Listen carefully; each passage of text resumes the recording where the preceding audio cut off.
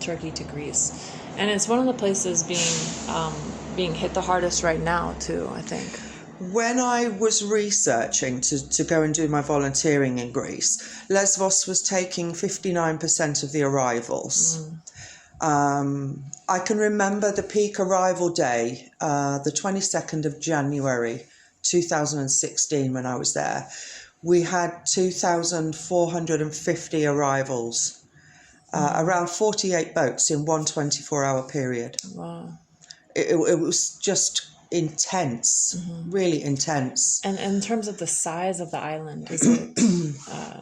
It is one of the bigger islands, and it can take that quantity of people. But because of, the tourist nature of some of these islands, the Greek people are very aware of, disruptions. Yeah, yeah. A lot of the islands, the primary income for, especially during summer seasons, is tourism. So if the tourism is disrupted, it disrupts their income for that year. And if it's disrupted for multiple years in a row, it can lead to some, economic difficulties that can compound. We do believe, though, that, with the amount of volunteers having visited, stayed, eaten, purchased aid, we do believe that must have balanced out what they've lost with tourism. I myself have raised huge funds and spent them in Greece, and I've had to live here for the last 4 years. I've had to pay rent and electric and water and buy my clothes and buy my food, and the numbers of volunteers are massive. When I was working on Lesbos, you couldn't find a room. You couldn't find a hotel room or an apartment. People were having to share.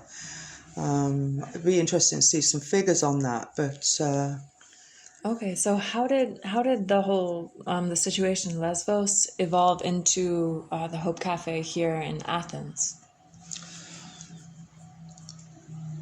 When the EU-Turkey deal came in March of 2016, Greece decided that they could take care of those islands themselves, that they didn't want international volunteers and small projects.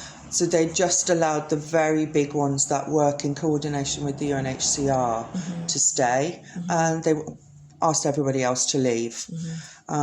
So Better Days for Moria, as a team, decided to pack up everything that we'd made, and we packed it into 2 shipping containers and shipped them off to Thessaloniki to another project that some of the team were interested in working on. So at that time, there was very little support on the islands. But within a few months, I think the Greek government were overwhelmed at how much work there was to do. And they very soon were asking NGOs to come back. I remember around that time there being a lot of news articles about mismanagement by the government. Yeah. Okay.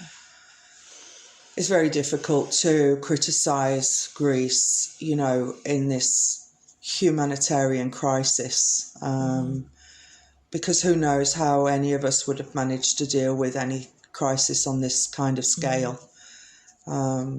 We could have a conversation about my thoughts on that, and I can see from both sides. But I think in this situation, it's very important to just try and keep a sense of solidarity and humanity, and try and, look forward rather than pointing out mistakes. Yeah, okay. All right, thank you for that background. I'm going to turn it over to Rachel now, who is currently a volunteer at Hope Cafe, and maybe she can let us know, or we'll introduce yourself first, and then maybe you can let us know a little bit about day-to-day operations here, what it's like, what you guys do, what we're going to do today also. Okay. Hi, I'm Rachel. I'm volunteering here. I came out here for 3 months and then turned it into 6 and just decided the other day it's going to be a year, so we'll see how long I'm staying for quite a while. So yeah, we're open primarily 3 days of the week, Tuesday, Wednesday, Thursday. And we are obviously today's Saturday, and today we're doing what we call the food drop. So we will make and prepare food just here in our kitchen behind us with the other volunteers. So that'll be pastas and vegetables and things like that.